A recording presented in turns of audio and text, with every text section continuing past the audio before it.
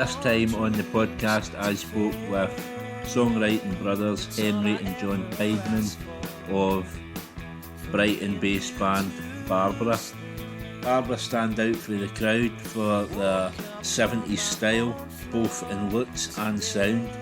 In their short time as a band, they've already supported the likes of The Lottery Winners, The Divine Comedy and Haircut 100, and from the start of April the 4th to the 24th, they go on tour with Paul Weller. We spoke about the band's career, their style, how they got into music, and lots of other stuff. And as usual, the two boys picked their heroes with some surprising results if you're into your wrestling. Hope you all enjoy the podcast. Please keep liking, sharing, subscribing and commenting, doing everything you can to support the podcast, but more importantly, enjoy. On Time for Heroes podcast this week, my guests are Henry and John Tydeman of the Brighton-based band Barbara. Barbara are completely different from anything I've been hearing the last few months, and we're going to get into what that sounds like and what they're doing with that sound and where they're taking it in the next few months.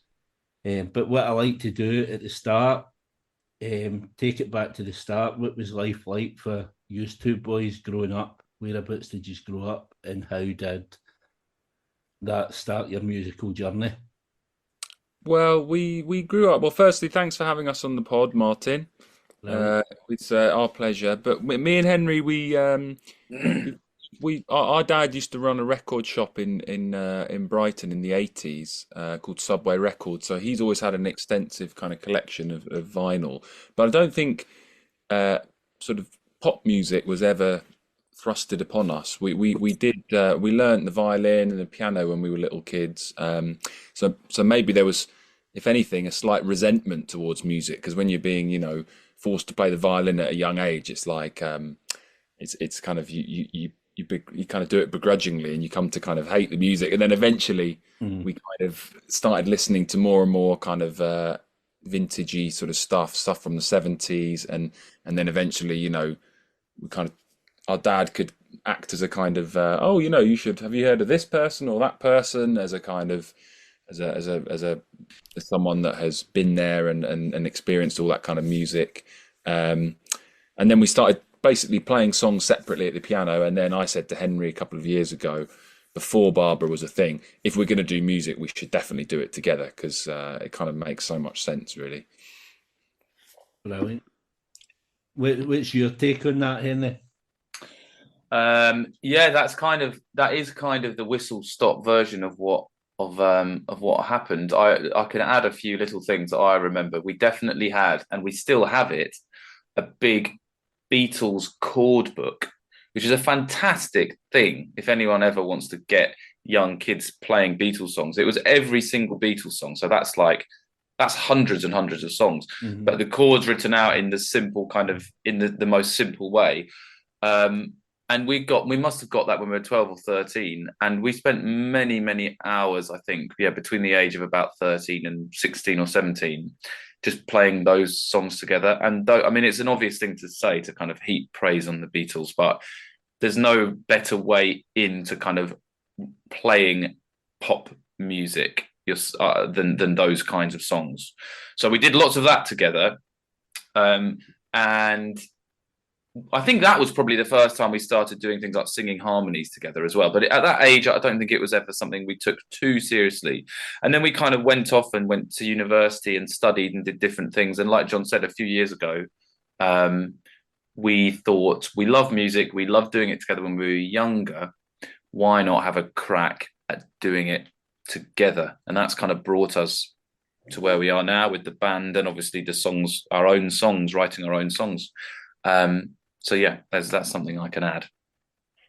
So one of you moved to Birmingham for uni. When was that? I went to Birmingham University in like 10 years ago, maybe, for 2013 or no 2014. What was that you were studying? I was studying at the University of Birmingham, but I say studying. What? He's John. He says, "What were you studying?" What was I studying? Yeah. English literature with American studies. But I didn't like it. I was a very anxious person back then. I don't think I did any studying whatsoever. I don't have fond memories of Birmingham really because I was just totally not. I was very anxious and I didn't really study. It was just something that It a seems a year million before me, miles and I away from thought, Brighton as well, Birmingham. yeah, it's just it was just I don't look back on it that fondly. But we did. Yeah, But the but key thing there is that that's really where the band, the idea of doing music together starts there, doesn't it? Because I was sleeping on the floor in yeah, John's house in Birmingham, and the idea of writing songs together and having a band sort of germinated from that point. And then once John came back to came back to Brighton, which is probably now 4-5 years ago. That's when we properly started to take what we're doing kind of seriously. and then So, Barbara came out of a couple of failed bands Not before failed. Barbara, and then well, yeah, just uh, not. They weren't really.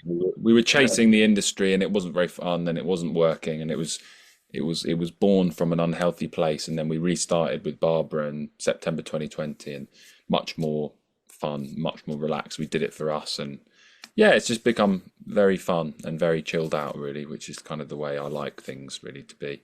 so these previous bands then were they kind of different style for Barbara, and did it maybe feel that it wasn't the right fit for you? It was the different. It was more. We were very. I was very besotted with bands. I still think they're brilliant. But I was very besotted with a specific band called Foxygen, and I was really in awe of them as a not just the way they wrote music, but the way that they did live music. They had these kind of chaotic gigs, and it was very chaotic. And the band kind of imploded pretty much. Only the band was only I think did 10 gigs before they were signed, and they kind of weren't really road tested, and it was this kind of crazy thing, and it exploded, and it was never destined to last really, and I was really inspired by them, in not a very healthy way really, and more of a kind of when you're young you think that you kind of you fall in love slightly with the kind of rock living the rock lifestyle, and yeah, it was just not, it wasn't really us, we're not like that, and we tried to do a band that was kind of quite vintagey but quite kind of cool. We called it sleazy LA. That was our kind of the kind of touchstone for our thing. We Mm-hmm. were trying to wear certain things. It just didn't feel natural at all because we're goofy British kind of kids. We're not. We don't have a kind of hip bone in our body really. So we restarted it, and personally, I can't speak for Henry, but as I've got older, my mental health has just got so much better, and my anxiety has melted away. And with that melting away of stress and anxiety, Barbara kind of came out of the phoenix in the was it the phoenix in the ashes of previous failed kind of bands and experiments, and we just thought, what are we going to call this band? What's the word for it? And we picked Barbara, and we started kind of building this cozy escapist world, really. It's a lovely story, and you can tell, um, looking at your Instagram or your social media posts, you are definitely having fun and enjoying yourself, which is obviously going to lead to making this music that again it kind of eludes happiness, doesn't Mm. it? What's the Brighton music scene like? What was it like starting out, and what's it like now? Um, that's a really good question. It's I would say I'm not. I've stolen this word from someone else, but I think it's right. It's quite saturated, in that it's overflowing with bands and artists and creative musical people. There are a number of music colleges. I mean, people come to live in Brighton, aged 18, to study at BIM. I don't know if you've ever come across BIM College. There's a number of them around the UK, but there's one in Brighton. Um, and a number of people go there with the idea of meeting fellow musicians and starting up, bands and stuff like that. So, I mean, on any Thursday, Friday, or Saturday night, I think you can go out in Brighton and there would be, I don't know, 7, 8, 9, 10 venues where there'd be live music, which is on one level, of course, fantastic, particularly for music fans, I think. But it can be quite difficult, I think, when you're just at the very beginning, because there's just so much, for want of a better word, kind of competition. There's so much, there's so many bands. I mean, most of the people in the bands, of course, are very, very lovely people. But I think interesting thinking about the early days for us. I mean, it was important for us, and we might come on to talk about this in a bit, but getting out of Brighton and getting quite lucky with being asked to do the Divine Comedy Tour a couple of years ago, for example, that was really, really important, I think, in us just beginning to make a fan base. So what didn't happen with us was what happens with lots of bands, which is that you kind of grow a fantastic sort of organic fan base in the city that you're from. It's not really what happened with us, actually. And yes, we now have a fan base in Brighton because we've been very lucky with being able to play some bigger shows with other artists around the UK. But I find Brighton a peculiar place to sort of nail down. And I can't quite work out whether it's a brilliant place to be as a young musician or whether it's one of the most difficult places to be for those reasons. Yeah, I totally understand. But it must be kind of, if you're saying that you got all these venues and all these different bands playing, it must be hard to kind of stand out because totally, yeah, so much of an audience to go to all these different venues. So the band kind of started round about 2020, am I right? And your first release was 2021 with BRB. Listening to your sound right throughout, the kind of I've jotted down some people that I think you sound like. Mika, the Carpenters, Belle and Sebastian. There's a bit of Keane in there. Yeah. Carly Simon. Some of the piano work I got is Derek and the Dominoes. There's a song in Goodfellas, Layla. See the piano bit at the end of that. Yeah, I know it well. And just in general, kind of theatrical, kind of like music that could be played at stage shows. So, I don't know. Are you happy with those references? Go on, John. Oh yeah, definitely. I mean, we love all the bands and artists that you've mentioned there. Again, there's a kind of we're viewing all these bands not so much Mika and Keane, but they're obviously much more modern. But when we look back at the 70s artists, we tend to me and Henry look at those bands with the sort of rose tinted spectacles of.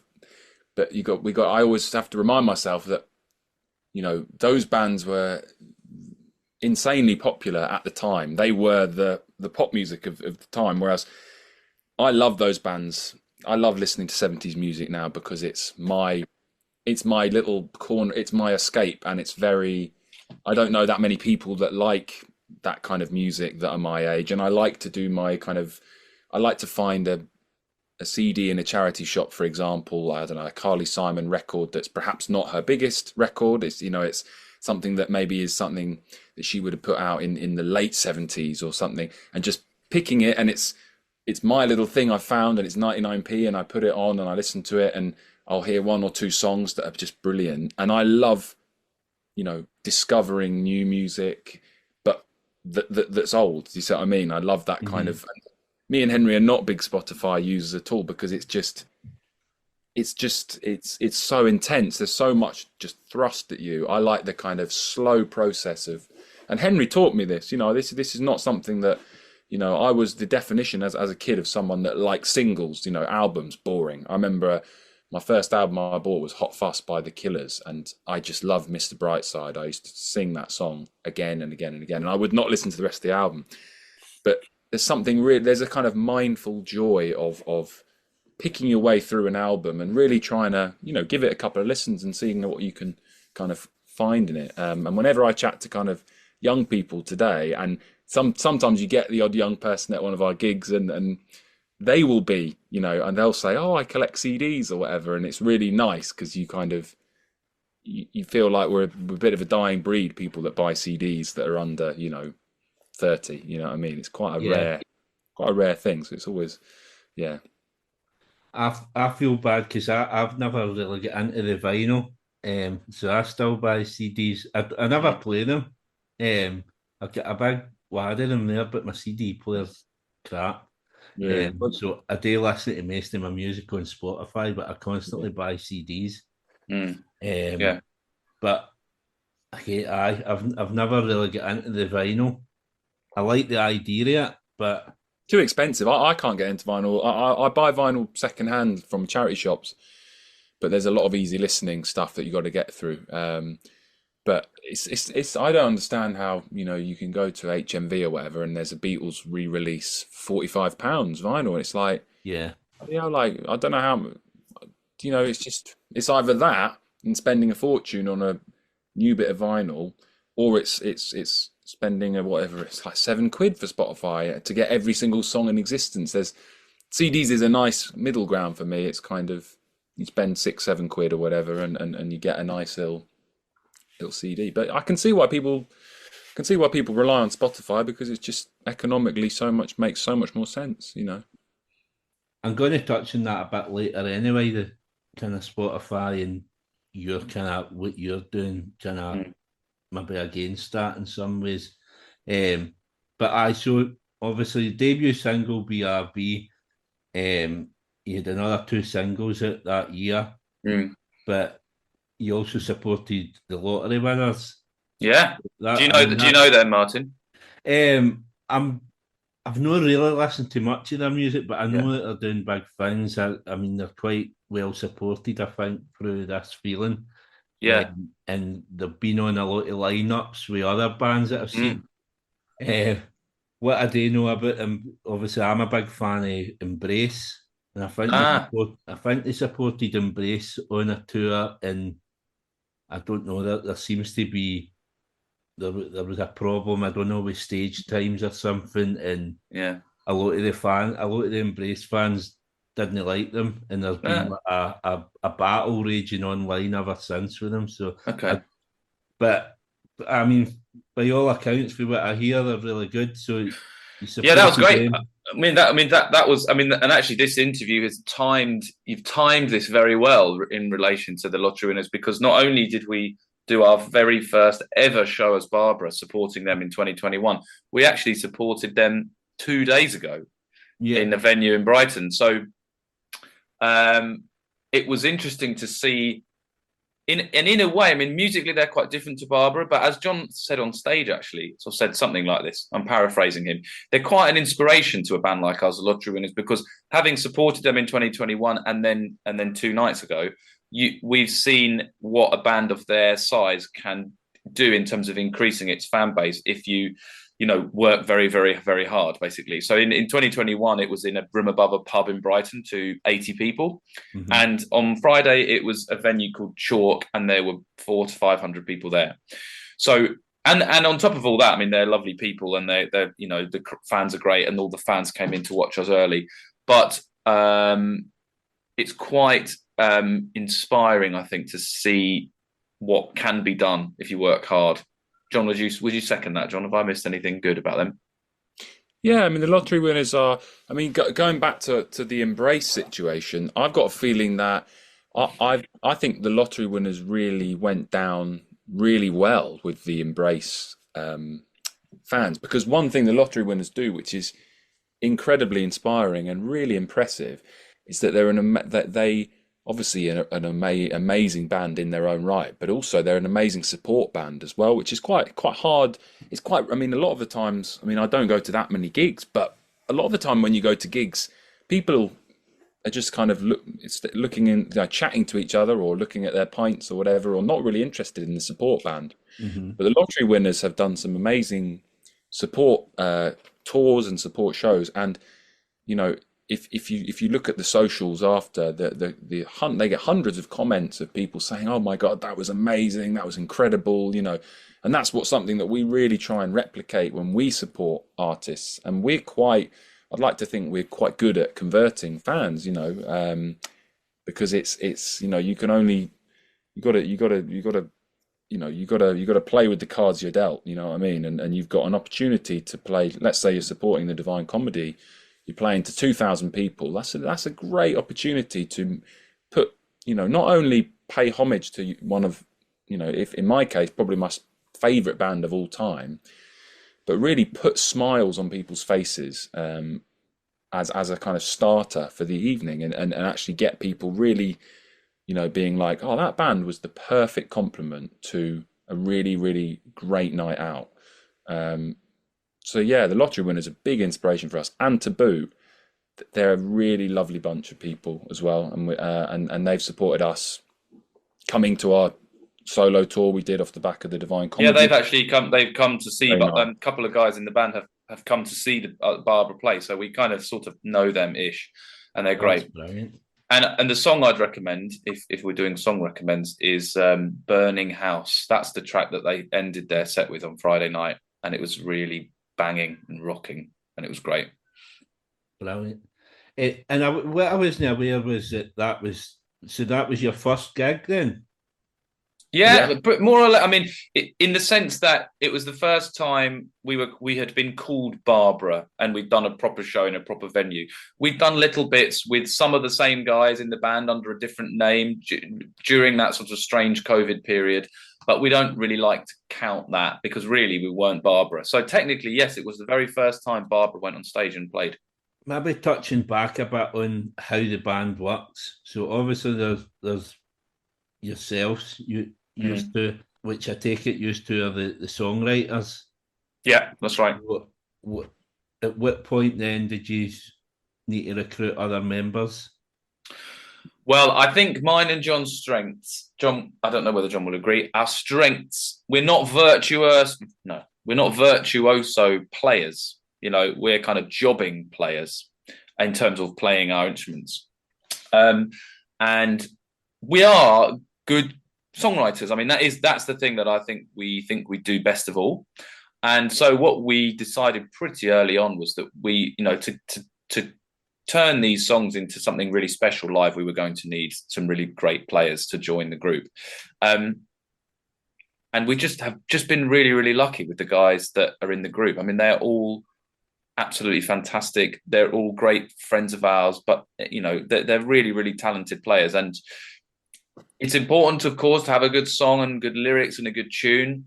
But the difference between that sort of on paper or in a demo and then what it becomes once you get brilliant drummer, brilliant guitarist, brilliant bass player on there, it's a world apart from what you start out with. So they've been part of the Barbara family for years, and they're absolutely fundamental to what we do. And I can name them if you like. I mean, they're Jack Holsgood is the bass guitarist, Laurie Miller is the drummer, and Dean Llewellyn is a guitarist. And yeah, they're all brilliant. Songwriting wise, then, how does that work? Does one of you take the lead, or does it just depend on whose song it is? Well, there's no real hard and fast rule to it. I wish there was, because then we could churn out a song a week and we would have the kind of production line. But sometimes I'll have an initial idea. Henry is very good at writing choruses, that's the hardest thing about writing music, is getting a brilliant chorus. I could write 100 verses a day, but it's the choruses that I struggle with. So I'll a lot of the time bring like a verse to Henry, or it might even just be like a lyrical concept, like an idea. And then we might go into piano, like go around the piano and kind of knock it into shape. Other times it will be Henry has written pretty much a whole song, and then I will arrange the instruments on top of it. So yeah, it's really kind of, there's so many different little variants on it. But a key part of Barbara, and we always like to mention him, is our arranger and producer, who's a guy called Paul Steele, who is, it's an amazing thing that we can, because there's a lot of, thousands of producers out there who will, if we can get boring and technical terms, they will arrange the stems that you send them. But Paul Steele is also an arranger, so he will write, string parts and horn parts, and he's got this incredible brain for, so many different instruments. John? You have to say what the Guardian called him once. Yeah, the Guardian said he was the second coming of Brian Wilson. I seen that earlier. I was looking at that. Yeah. So it's we're incredibly lucky to be able to, if I have I literally just sent Paul this morning. I've had this string part for one song that none of the band likes. Henry doesn't like it, but I've got it in my head, and I can just sing it into a voice note, and I can send it to Paul and say, "This is the idea," and then he will throw back a whole, a quartet or whatever, or an orchestra doing it. A great example of one of our songs, I said, I really want this to sound like these ELO strings, which is at the end of, I think it's Sweet Talking Woman, or Living Thing, I can't remember. And then he turned around this whole string part, obviously just using computer wizardry, and it's just absolute joy. Probably one of the best things about Barbara is getting these mixes back from Paul Steele. It's like getting a Christmas present. You unwrap it and it's just got all kinds of stuff. I think once he put a timpani on one of our songs, which was just like brilliant. You know what I mean? And have you worked with Paul right through? Has Paul been your main producer? He's a main producer, isn't he, John? But we have been lucky to work with. I mean, we've just been very lucky because all the producers have been, in their own way, have been fantastic. So there's been, I think I'm right in saying there's 11 recorded Barbara tracks, and Paul Steele has produced 6 or 7 of them, and then we've worked with another 3 producers. Isaac from Silver Twin, Tom Rees from the band Buzzard. He's done 2 of our songs. And Theo Verney as well, who's a Brighton producer. There's another, and we've just worked with a new chap called Max Fletcher, who's recorded a song which is unreleased as we speak. But it's been really nice actually to have the luxury of working with different producers, and everyone. I mean, this is a boring cliche thing to say. All producers bring their own different approach and their own different style, but it has always fitted within the broad kind of Barbara sound, which is why, for example, Rainy Days in June, which is produced by Tom Rees, fits on an EP with These New Communications, which is produced by Paul Steele. Mm-hmm. So they all kind of get the Barbara vibe, whilst bringing their own kind of feel, which is fantastic. We're very lucky to have that. So 2022, that's when the EP came out, Mildly Entertaining, which was 4 songs that you already had out, plus 5. Oh yeah, sorry, 4 plus 1. You're right. A new one. And then later on that year, you had a new single as well. 2022 as well is the year you supported Divine Comedy. You went out and done a 4-date tour, headline tour for the EP. And you played at Shine On. So, firstly, what was it like going out on tour with Divine Comedy? Obviously, you mentioned earlier, John, about how much a hero Neil Hannon is to yourself. So, what was that like? Oh, it was very surreal, Sunil. It was very, very surreal because we were very, very. I mean, we're still a tiny, tiny band, but we were minuscule when Neil, emailed us and said, I'm a big Barbara fan, and it was very just totally strange. You feel, I'm such a big Neil Hannon fan that I know when he gave up smoking, for example. I'm that much of a Hannon obsessive. So being asked on the tour, and I think some of the people perhaps around the Divine Comedy in the kind of managerial sphere would have been a bit like, well, this band, they're kind of they're not really road tested. I'm a bit wary of this, but Neil Hannon kind of pushed us through, and kind of said, no, I trust these guys, whatever, and just on the strength of a couple of songs that he heard, right? I mean, John's right that there wasn't really. I mean, nowadays there is a small Barbara fan base, which is absolutely incredible. In 2022, there wasn't. I mean, there was just the band, and there were 2 or 3 songs on the internet, and that was it. And so when John suggested, quite casually and laid back, "Oh, Neil Hannon, we love him. Why not try and message him and see what he thinks?" If you'd have said to me at that point, he's going to respond to you, and he's not only going to respond with a long email saying how much he really likes your music, he's also going to invite you to tour with him. I would have thought you were mad to suggest that. So John is right to say it was surreal. It was such a kind of, we are in the kind of places that we've only really dreamed about, getting to play in these venues, getting to meet Neil Hannon. It was mad, but it was I mean, it was absolutely incredible. It was so brilliant. So, I mean, like, as you say then, so did you email Neil Hannon initially? Yes, that's right. So John had the idea. John's always having wacky ideas of people to approach with our music. And sometimes they come off, sometimes they don't come off. A lot of the time you never hear back. But the beauty of being able to, I suppose one of the benefits nowadays of having the internet and the access to email is that you can get to people that you wouldn't have been able to get to 30 years ago. And I think it was through the agent. I think it's 13 Artists as Divine Comedy's agent.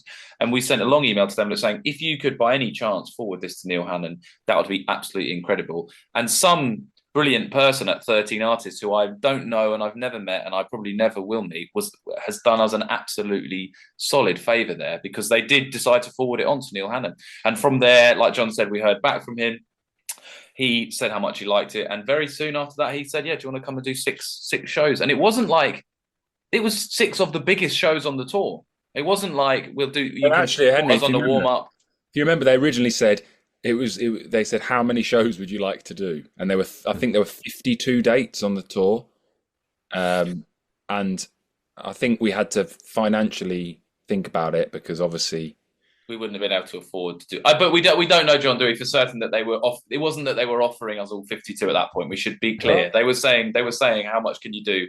And I think we ended up saying, look, anything in the UK would be amazing, because I think it was a mega tour where there were lots and lots of European shows. Divine Comedy, I think, are as popular 52 dates in France as they are in the UK. And then they came back and said, "Yeah, do you want to do these big cities? Do you want to do Brighton, Liverpool, Manchester, Birmingham?" So it was. I will never forget getting that email through. But yeah, it was amazing. I remember. Yeah, go on. I remember. I was just. I was off nannying. To be a nanny, and I got the email. But the most surreal thing for me was like getting to the first venue in Birmingham and like. Do you remember where it was? It was a Symphony Hall or something in Birmingham. Yeah. So Divine Comedy, very in keeping with their sort of vibe. All the venues they play. I don't know if you've ever seen them, Martin. I've not seen them live, but I was a fan of them back in the day. But one that stuck out to me was the Usher Hall in Edinburgh, which like they all seem to be cracking venues. Yeah. I mean, they were all venues like that, incredible old 100-year-old venues, kind of grand theatres. And yeah, Usher Hall. I mean, Usher Hall might have been the best gig on that tour, actually. But John, go on, carry on. Sorry, I interrupted you. You're talking about the very first time. It was great to be walking around the circular kind of backstage bit. I remember getting into the venue in Birmingham and hearing them sound checking. And I think they were sound checking something for the weekend, and it sounded like, really, the quality was brilliant. Like it sounded crystal clear quality, and I was like, wow, this is just very, very surreal. Like hearing my favourite band play one of my favourite songs, and I'm witnessing a sound check. And I made it a point to be every kind of night, pretty much, we were on tour, because it was seated. It was really great because you didn't have to push your way through to the front. We had kind of seats so every night there was a little kind of, I don't know, there was probably 10 seats that were reserved for like people in the crew or whatever. And I would just go out and sit and just be like, right, here's an opportunity to watch the greatest hits of the Divine Comedy again. And it was just because John, you had actually bought tickets, hadn't you, for the Brighton show and I remember you mentioned it on stage. So before we'd been offered the gigs, John had bought a load of tickets to go and see the show, which is, I suppose, proof of just how big a fan he is. But it was just very surreal, and we thank Neil for not just doing the tour, but he stayed in touch with us. And yeah, if we could one day have an audience that's the Divine Comedy size, like, he's one of the most underrated songwriters out there. I think he's just brilliant, funny, makes some of the songs make you laugh. They make you kind of feel very emotional, and also there's always a catchy chorus behind pretty much most of them. So yeah, what a hero. I've got some quotes here, obviously, from some people. So Neil Hannon said, talking about yourself, they are so up my street, really tight songwriting, very pop-tastic. Chris Difford of Squeeze, Barbara are wonderful. I love their songs and their humour. We need more Barbara in our lives. And Phil Jupitus, obviously, of Nevermind the Buzzcocks, and I think it's BBC Radio 6 music, is it? He did have a show, yeah. Barbara are an insanely talented band with an innate sense of melody and arrangement. The ambitious scope and toe-tapping immediacy of their sound belies their tender years. So, I mean, so it's not only Neil Hannon, you've got countless other people giving you praise. So these are obviously doing something right. How is it then? Can I get taking that praise for with Phil Jupitus? Like, I remember we were at Usher Hall, and I just came out the look, because what we do after our set, a really important thing to do, but it's also so nice because it's actually real people communicating with each other. Is me and Henry quickly run round to the foyer, and you know, people have just seen you on stage and they're lining up to buy your EP or whatever it is, or a t-shirt or a tote bag, and they're like, hang on a minute, you were just on stage. And then we have a lovely chat with them, and we'll take a couple of photos. And I popped to the loo, came back out, and I just said, Henry was chatting to someone and he had his back to me, and I was like, oh, it's probably just a fan or something or whatever. And I just said, oh my God, it's Phil Jupitus. And it was Phil Jupitus, and he was like, you know, it was quite a brief chat because he was going in to watch the Divine Comedy. He bought a CD, and then he came to watch us on the. We invited him back. So we might come on to talk about this, but we did the Haircut 100 shows in the autumn, and we invited Phil Jupitus to be on the guest list to come and see, and he came.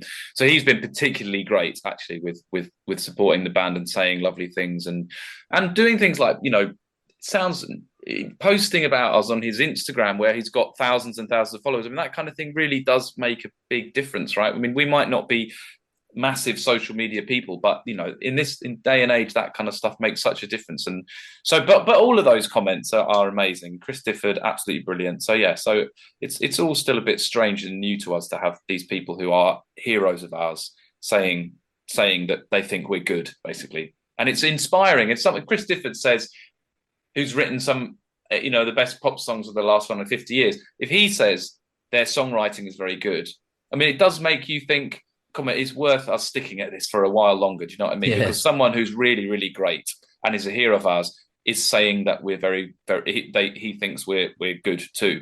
So yeah, you can't say how great that is, really, to hear that sort of stuff. And how was Shine On? My pal, he goes to every year, and he started, I think, the last 2 years he's DJ'd there as well. Mm-hmm. I think it was in the Green. Did you play there? Yeah, that's right. So Shine On was a bit different because I don't know how.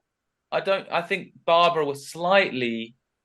We're not the most obvious Shine On band, right? But Shine On is lots of kind of 90s rock, really. But in fairness, that's kind of more the main stage. I think in the smaller tents or venues, there were bands doing slightly kind of different stuff, and it was great. I mean, it was weird because it was a festival at Butlins, but that's great. I think November, was it? Was it November? It was November, so it wasn't festival season. But it was rocking, and it was absolutely rammed full of people, and we turned up and played for. To think with Barbara, we like to think that there's a little bit of Barbara in everyone, as in the way that we present the songs on stage. I think you'd have to be a pretty cold, you'd have to be a pretty edgy person to not get anything from a Barbara experience. So even though we played to a room at Shine On, it was kind of very kind of had that Britpop revival 90s kind of thing going on. you still get people who will come up to you after and say, look, it's not my sort of music, but you really made me laugh, or you made me smile, and that's great, and that's the sort of music that I like listening to. I like to see a bit of a performance on stage. And even if it's not, I mean, we got a comment recently on Twitter, I think, someone saying, not my type of music at all, but I was really pleasantly impressed. And that's kind of, I feel like we've kind of generated this environment, not just on the tracks, but on stage as well, where, even if you don't really like the music, it's a little bit like, oh, at least it was visually eye-catching. We try and make something for everyone there, really. And on Friday, someone said to me, you look like you're having fun. Like you look like you're having lots of fun. And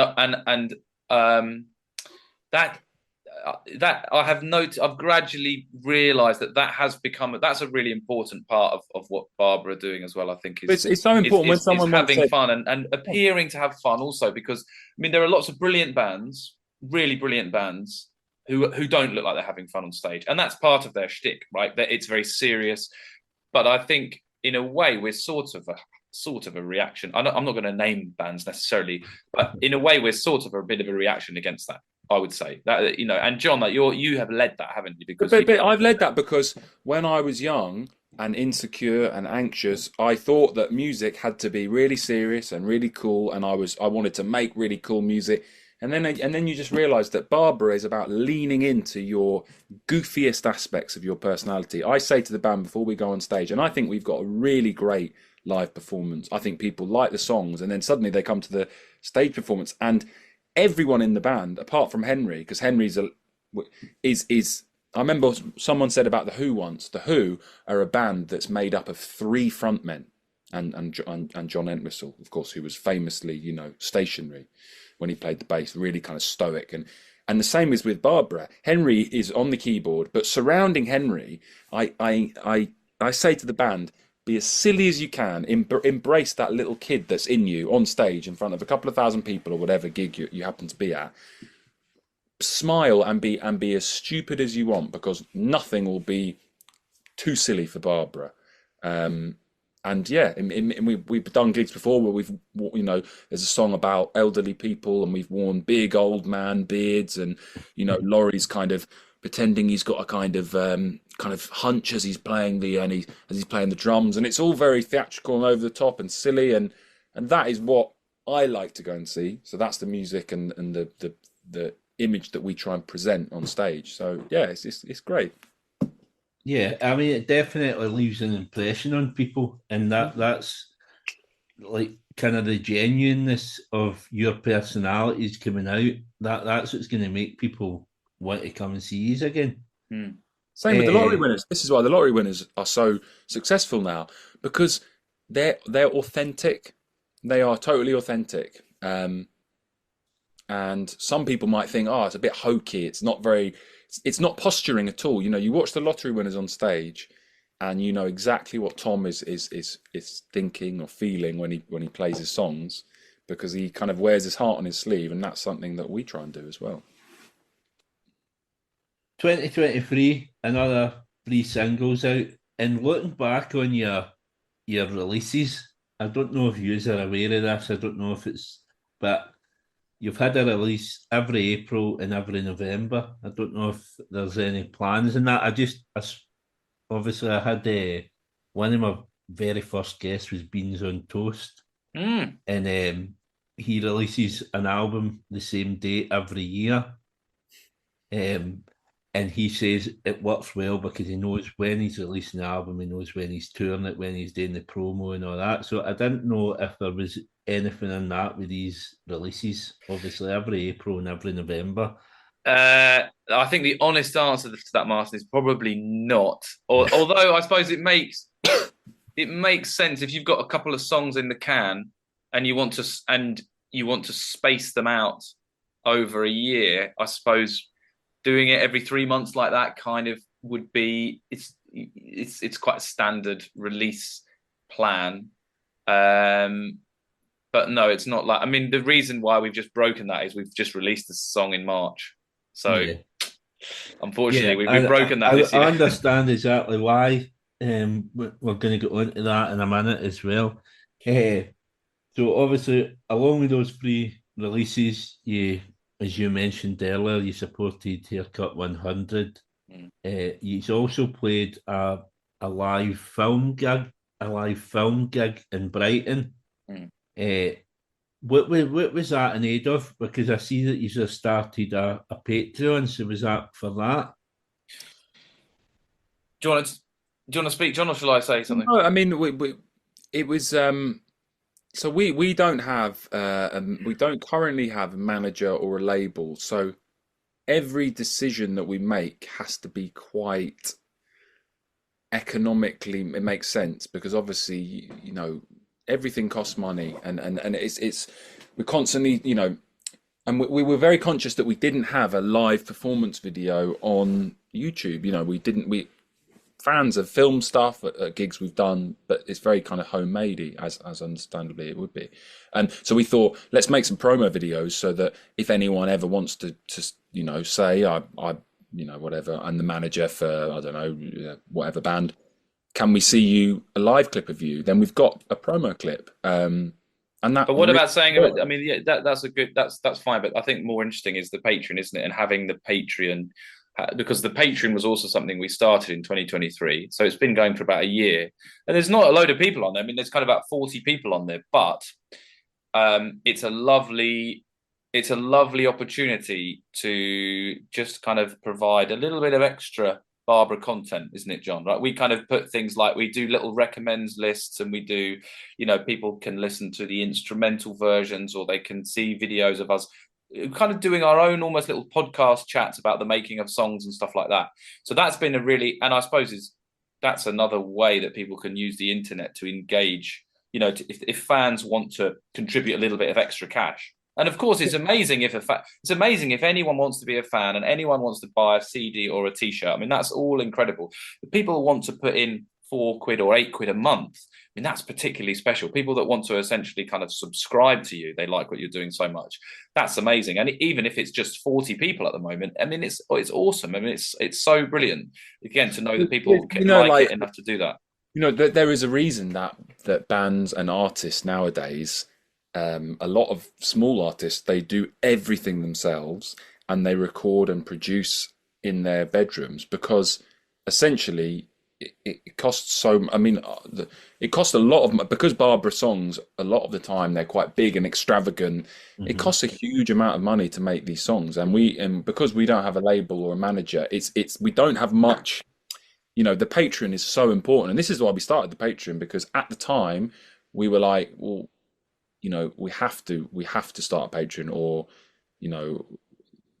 like, we can't really continue Barbara because it's just not financially, I don't know how comfortable Henry is with saying certain things, and I don't want to overstep the mark, but it costs a lot of money to make songs in our experience. So any little kickbacks we can get is so helpful to keep the band going. But yeah. It's something that not every band does as well. So it's another thing that kind of makes you stand out for the competition, so to speak. Mm. Yeah, I mean, me and Henry love, one thing that I really, we're not massively social media people. We don't love social media. Well, we don't like social media, but Patreon is quite nice because it's, if someone's signed up to your Patreon, they're going to be a really big fan, and there's a kind of nice discourse on there. There's like a nice. It's just a really cozy way to communicate with fans. It feels a little bit like when you meet fans after shows, which is really nice because it's a bit more face to face. It's just kind of it's the interaction that me and Henry prefer. Yeah. So when you say you don't like social media, what do you mean by that? Do you not like posting on social media, or like just as on a personal level, do you not like it? Just because looking through your Instagram last night, the content on your Instagram is fantastic, and it's kind of, again, it's a bit different. You get recommendations, you get funny videos, you get all sorts of stuff there. So do you just maybe no feel? Well, I think we've we brought in someone to help us in the last year with the kind of posting of stuff, because it's kind of, after a while, I mean, I was doing the social media and Henry was doing the band management. After a while, you almost forget that you're supposed to write music with social media, because it's like an endless thing. So we brought someone in who was actually came to one of the first ever Barbara gigs, and she's amazing at kind of very organized and kind of structured in her thinking and helping us get stuff out at a certain time. And if I'm on a tour in a tour van, I like to be in the moment, and I like to be mindful of the experience I'm having. I do not want to be getting car sick, looking at a phone, picking photos to upload. So we're in a position now that where we can outsource bits of the job that we previously enjoyed doing, and I'm a bit burnt out really from doing 3 years of social media. So now we're lucky enough to have someone helping out with that. But I have no issue being being a kind of being on social media, as in like being filmed in videos and being silly on camera. Henry's more of a private person than me. I just don't want to. I find it tough to be the person that has to rack my brains for content ideas, because it's a million miles away from. I think that's the there are so many differences between being in a band in 2024 and being in one in 1984.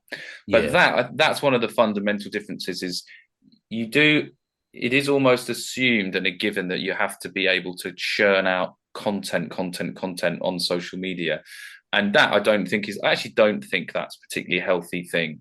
And I imagine that wasn't the case 50 years ago or even 30 years ago, right? You wrote your songs, and if you were successful, things like PR and advertising was kind of covered and dealt with by a label that was working with you, whatever. Whereas nowadays, and it's not coincidence. I mean, I don't follow these kind of stories that closely, but you do hear stories, don't you, about people like, who's the Scottish artist, very successful, who's talked about being totally burnt out by social media. Yeah. So I mean, he from what I know, he was an artist who, a big part of why he got so big so quickly was social media, and obviously he's done brilliantly well, and all credit to him. But I think the other side of that is he struggled with, from what I've seen. Again, I'm not following the story massively closely, but he has struggled with that. That has taken its toll on his mental health.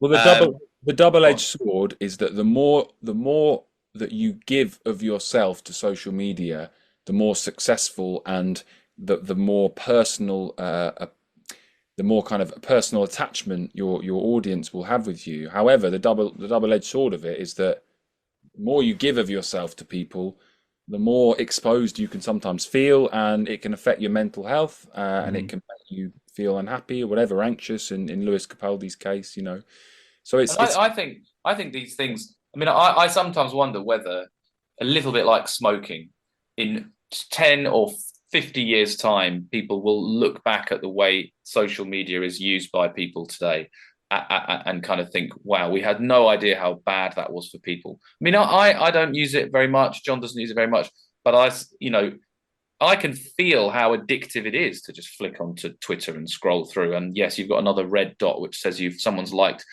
These are I think these are pretty addictive things, right? They're addictive in a different way to smoking. Yeah. But I suspect that these are not, long term, when proper science type people look at this, they will see that there was a real downside to using these platforms. Well, I mean, like mentioning Lewis Capaldi, obviously another Scottish band, the Snuts, who came from the same area as Lewis Capaldi. I think they went to the same school. They're all friends. And they did the same. They just released their third album last month, but they left they were in a big record deal with Parlophone, I think it was, and they left their company because they didn't like the pressure they were getting to post on social media all the time. They says, no, we'll just do it our own way. And I mean, they've just played 2 nights at the Barrowlands before going on tour in America, so it proves you don't always need these big record labels backing you. No, that's true. That's true. And I wonder with the social media whether I sometimes feel like we might be in the process of there being a bit of a, not that I'm suggesting Barbara are leading this by any stretch of the imagination. I wonder whether there is a gradual backlash happening against the relentlessness of using social media, and whether actually it might become a bit more normal for both people in general, but also people making music and promoting themselves on there, to take a slightly more relaxed, zoomed out view of it. I don't know. Maybe I'm that's wishful thinking. I don't know. I speak about it regularly on the podcast. I mean, I hate having to promote the podcast and put a post out when an episode comes out, and I never seem to do it right, because you're meant to put hashtags for all this, and I don't have a clue what But the hashtags mean. thing is, I remember reading an article about this, and someone summed it up, and they said music now is just content. It's just content, isn't it? It's a lot of musicians, and it's all about the social media personality, and the music is kind of secondary. I find it terrifying when I'm kind of in awe of these people on TikTok. I don't know if you remember, but during lockdown, there were people that there was one girl, I can't remember her name, but she posted every single day music, every single day, and she got signed to a massive label, and said in this article, it was great, signed to a label, but I'd set that goal so high. It was like, I don't know if she was releasing a song every day, but it was content every day that was fresh musical stuff. And off the back of it, she got kind of TikTok fame and was signed of it. But then she said it was a kind of, again, a double-edged sword, where the label then expected her to keep up this rampant, intense kind of. And I look at people like YouTube. I love watching YouTube videos, but when I look at YouTubers who they live, and they're sort of, you kind of know everything about them, because they're just, cut them and they bleed content. That's their kind of thing. I just think surely there's a burnout and a kind of breakdown coming, because it just must be so, they can't, I was listening to one podcast recently with these two creatives that make kind of comedy, they may make comedy kind of songs, and they do a program which is aimed at kids on the internet called Good Mythical Morning, and it's been going for 15 years, and it's got about 6 million subscribers on YouTube. But they do a podcast where they just chat to each other, and they were saying, they can't relax on holiday because he's constantly thinking, I've got to think of content, and you want to be able to enjoy the moment and not whip out your phone and document it. And if you can do that, if you can enjoy the moment and do that, and film something, then all power to you. I can't do that. I find that I have to be. I got ADHD. It would affect your mental health. Yeah. I like to take maybe a week or two break every now and again for the podcast, because it does kind of. I do this and work full time. I've got a full time job where I work night shift, and then I'm up recording videos with people constantly. It does take it out of you. But touching on then going forward into this year, you just released your last single, Mine Fraulein, came out March the 15th. As you mentioned, you supported lottery winners last Friday, and coming up next, you're going out on tour with Paul Weller from April the 4th to April the 24th. So another massive opportunity for yourselves. How did that come about? Well, when people ask that question to me, they often think that must be some sort of industry connection that they've made over the past couple of years. You couldn't possibly get to Paul Weller without that, but it's not. It actually just happens to be a lovely chap called Mark, who's been a fan of Barbara since the very, very beginning. So we've known him for 4 or 5 years. Barbara, right? What's that? But pre-Barbara. So before we were even called Barbara, Mark heard songs of ours, and we used to go drinking with Mark now and again. He used to tell us what he thought of our drinking songs. With Mark? That sounds like in the air of the Hollywood vampires. We went for a drink with Mark once. All right, fine. Once or twice.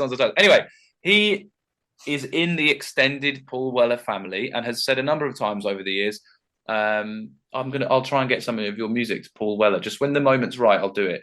And we never thought that anything necessarily particularly amazing would come of that, just because Paul Weller is Paul Weller, right? And you're talking about a pretty big time musical legend. But in December last year, Mark said, he rung me up out of the blue and said, what are you doing in April next year? And I said, I don't think we've got much planned. And he said, how do you feel about supporting Paul Weller on tour? And it was as surreal and wonderful to hear as when the Divine Comedy news came through, if not a bit more, because of just how, the incredible reputation that Paul Weller has, and very similar to John with Neil Hannon. I mean, Paul Weller, I've been through phases of being a huge fan of Paul Weller. I've travelled for hours and hours to see him play live. So it's going to be an amazing opportunity again I just hope the fans like us, Martin. I think he'll get done a treat. I've got every album, every solo album by Paul. Oh wow! So you're a proper fan. I missed out on tickets for the Barrowlands. He's touring again in October. Yes. I mean, Dunfermline's a bit far out for me. I think it's a midweek as well. Yeah. It'll get done. You'll get done a treat with that audience. I think they'll all love you. I've been listening to the. He put out two orchestral albums in the last couple of years, and there was one of the albums had all these reworked jam songs, but with really kind of over the top orchestral arrangements, and it reminded me of that what's that Joni Mitchell album, Henry, where she's singing, it's like early noughties, is it? And she's singing to, I don't know the name of it, but it's a similar thing. Yeah. It was it's really, really good. I can't remember which, is it the Orchestrated Songbook? It's one of the two, but it's just all these jam songs that have these, and obviously Paul's voice is much it's kind of taken on this deep soulful quality, and it's like the songs are totally different to how they once were, and it's I highly recommend people going. You like the version of English Rose, don't you? Oh yeah. It's like it's beautiful. It'll be amazing sharing a stage with that man. It'll be really. I could only comprehend how amazing that's going to be for you, and it's just another chance as well, isn't it, to get your music out to people that might know you heard you before. Well, people that definitely won't have heard of us before, right? That's why it's so amazing, because you can do so many different things. You can pay for online advertising, you can make a load of videos, but there's actually nothing quite like playing your songs to a room of attentive, 1,000 people that are in that space to have an amazing musical experience with their artist they love, and therefore they're in the mood to be entertained.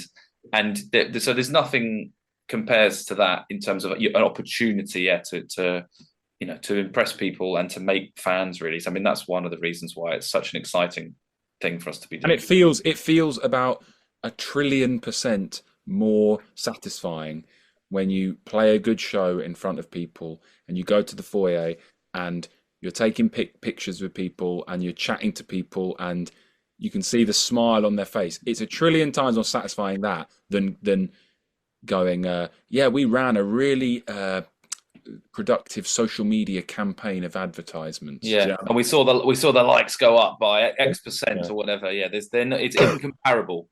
Yeah, I think that there's definitely a lot more connection when you're out there at the t-shirt stall talking to fans than there ever will be just online. No, totally, and that is actually, I can't remember who it was that suggested it. I think it was our friend Will, who's from the band Noble Jacks.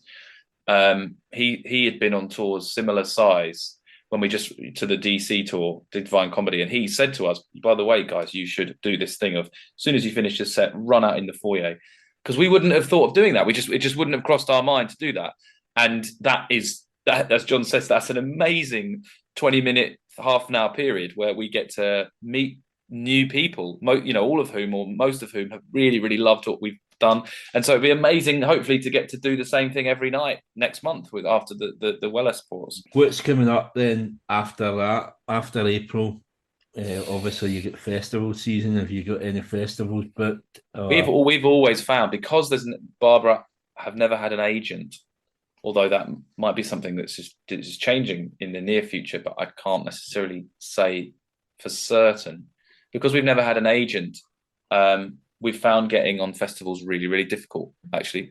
And even following the Divine Comedy, for example, we kind of thought, well, maybe a few festival doors will open up to us.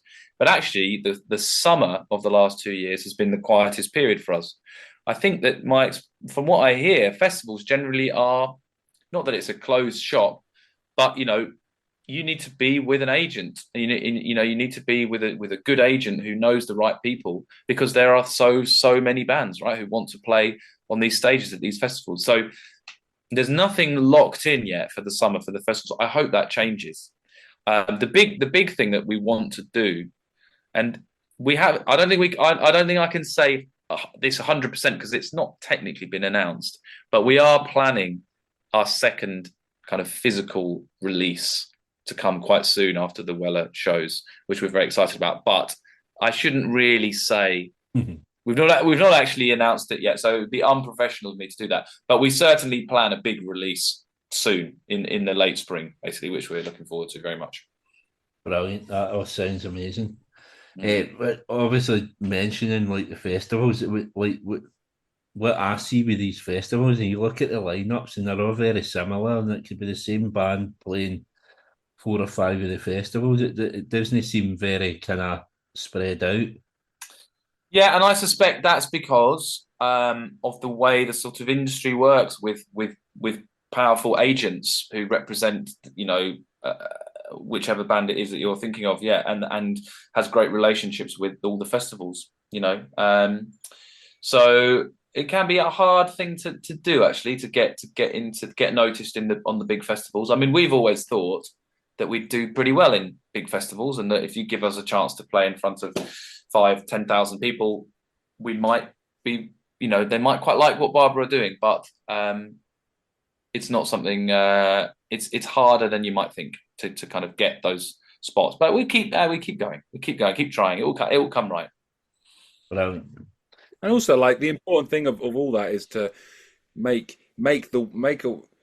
I remember someone coming up to us at, I think it was the Liverpool show in Haircut 100, really young lad, and he was really kind of, I could see a glimmer of sort of burning passion in his eyes of like music industry, and he came up to us like right after we'd, signed all the EPs and said hello and goodbye to everyone, and he said, "What advice would you give me?" And I said, "Just make a world and make music that you are happy to inhabit for as long as it takes for them, because at the end of the day,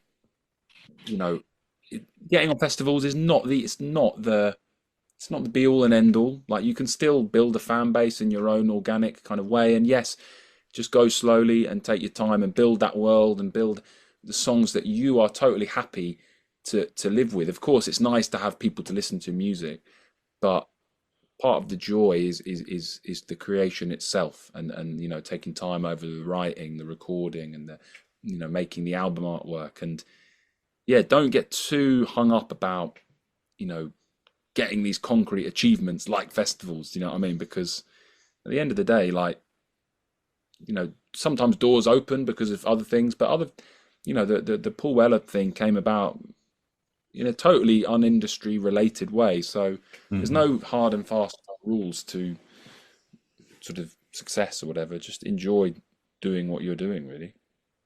Amazing. As I was coming towards the end of the interview, obviously I'll post all your links for your Patreon, all your show. I don't know if there's the Paul Weller tour sold out in it.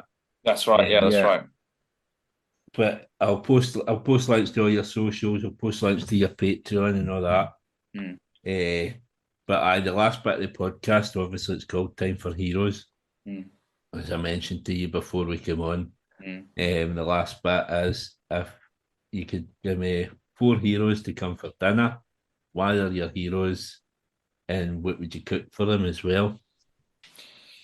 This is a great question, John. I've jotted some down, so John, you can use the time. You go first. You can use the time. Yeah, I've already thought of some, but I've not figured out. I think what I would cook is a tricky bit, because I'm a terrible cook. I can rattle through some names of people that are sort of heroes of mine.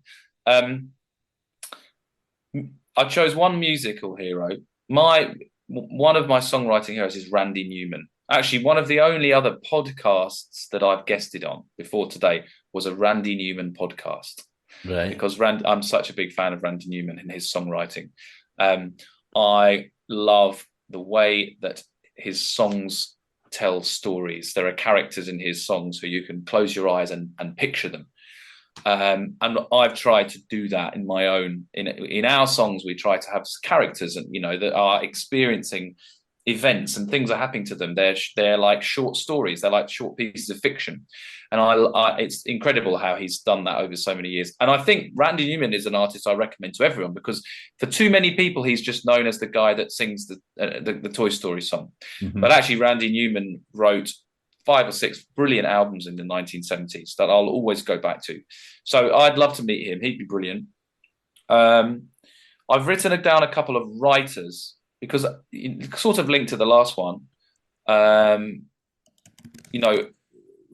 We are inspired with our songwriting as much by fiction and novelists as we are by musicians, really. So I've put down Claire Keegan, who's a fantastic Irish writer everyone should check out, modern kind of writer, 21st century. And also Anton Chekhov, Russian writer from the 19th century. He's brilliant. I think they'd be great fun together. I mean, I've always enjoyed having a go at writing short fiction myself. I'm not sure I'm any good at it, but the connection there between trying to put those ideas into song is something that we've tried again and again with Barbara. Who knows? Claire and Anton might give us some quite good ideas for a song if I was having to deal with them. The one I've written down here, I've written Rest is History, right? Podcast called Rest is History. Yeah. Now I'm cheating here, Martin, because there's two blokes on Rest is History. But I'd probably have the two of them. I'd probably have the two of them together, because I've become just a really big fan of that podcast over the last couple of years. And I've had them in my ears so much. I think it would be nice to probably get to meet them. Do you know the podcast, Martin? Have you listened to it? I've listened to it, yeah. It's great. I mean, there's that many podcasts about that I had to kind of go through it and do a deep dive and get rid of some. Yeah, I don't blame you. There's to use the word I used earlier, there's a saturated market with podcasts. And I'm a bit like you. I've had to detox and throw out a load. But one of the few that I would still sort of swear by is The Rest is History. That's partly because I'm just a history nut. I studied history. History is fantastic. But the way those two guys, Tom Holland and Dominic Sandbrook, they're just fantastic. And they talk about all different types of history, 21st century history, all the way back to the ancient period, and they're great. So I probably have them around as well. So with those 5, what would I cook? I'm just not a very good cook. John, help me out with that? I mean, what do I cook if I cook anything? Henry eats a lot of sweets. I would probably do them a small plate with some Haribo on, yeah, and then just get the sugar in people's brains and get ideas fizzing and bouncing around.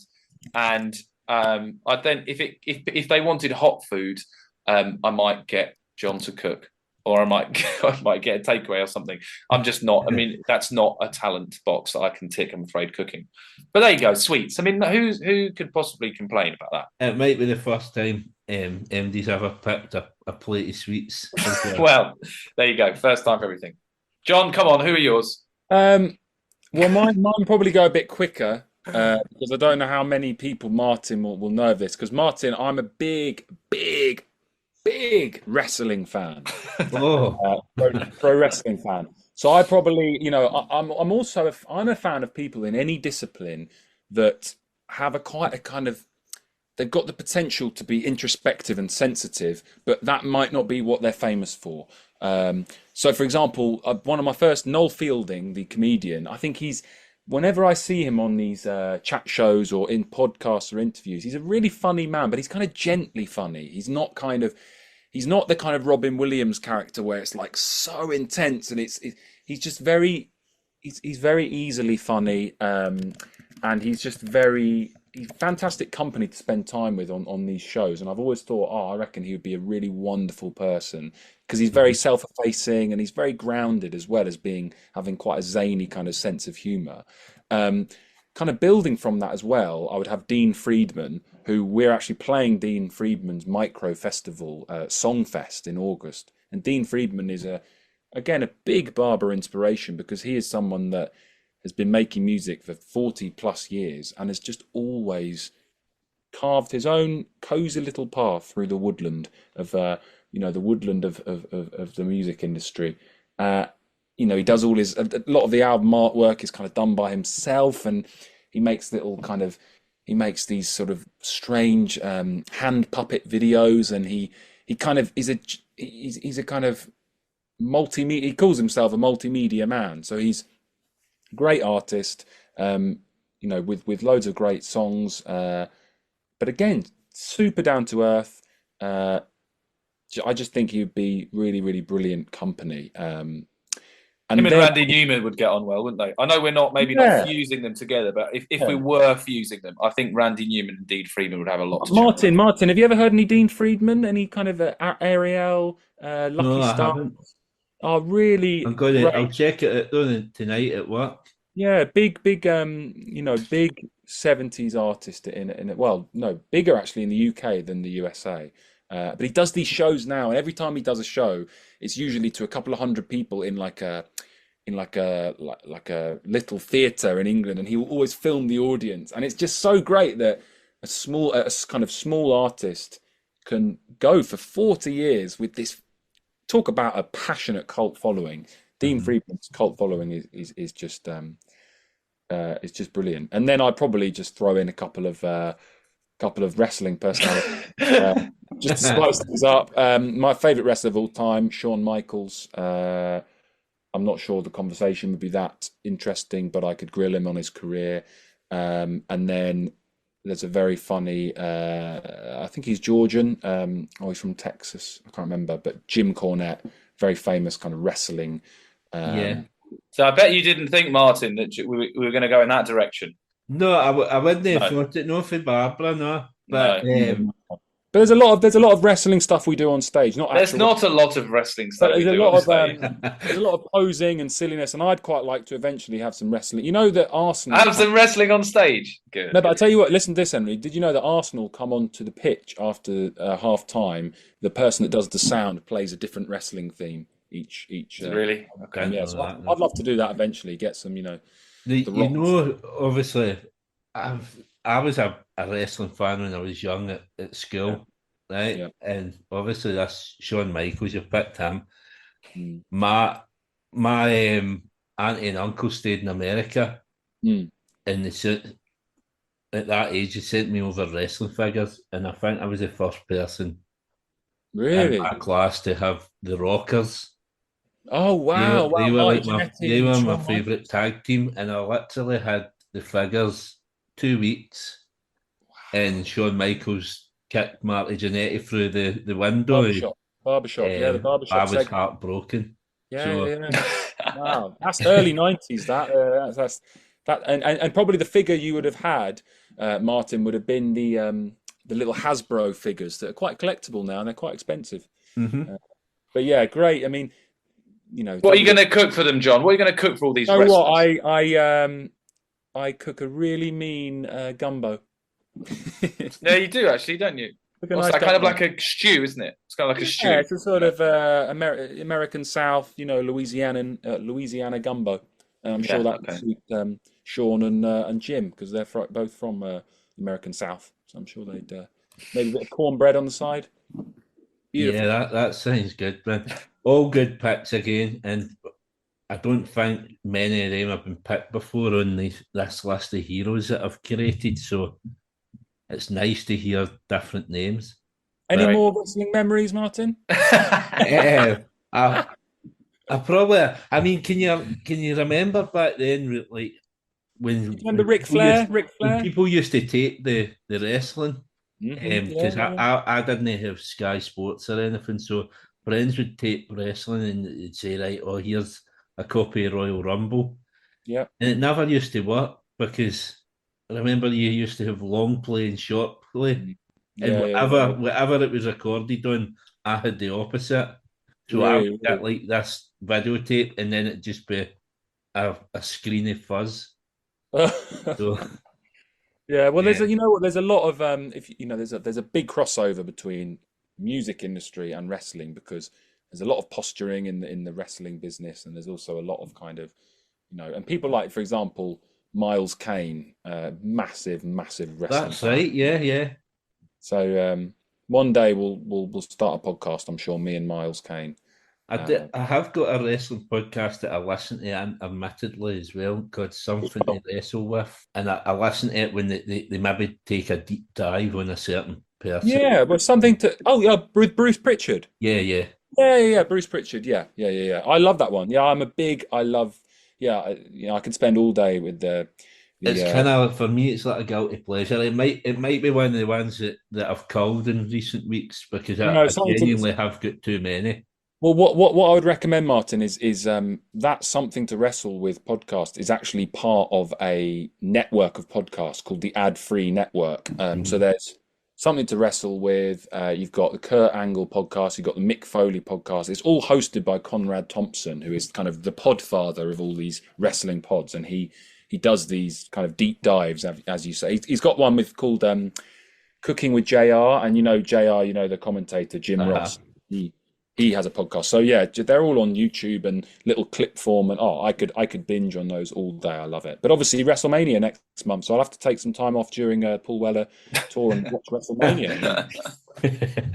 Yeah, you maybe get Paul Weller into wrestling. Maybe. I think, John, I do have a memory of John asking Neil Hannon if he likes Before we were going wrestling, on stage, and he before we were just going on said stage. no. He just said no, didn't he, John? That was Oh. it. Yeah. No, I don't. No. I'm afraid it's not for me, Martin, wrestling, but it's nice to hear you two. It's nice to hear people that are into it chat about it. That's brilliant. Absolute pleasure having you on. Yeah, you too, Martin. Thanks so much for having us Enjoy on. your tour with Weller, and everything else that comes with that. I'm looking out for a new bit of music for you after that, hopefully. Totally. Chat, We'll have to come back on, Martin, and talk about it then when we're putting a new thing out. Cool, mate. But thank you very much for taking. Thanks so much. buddy. Cheers. I hope you all enjoyed this episode of Time for Heroes podcast.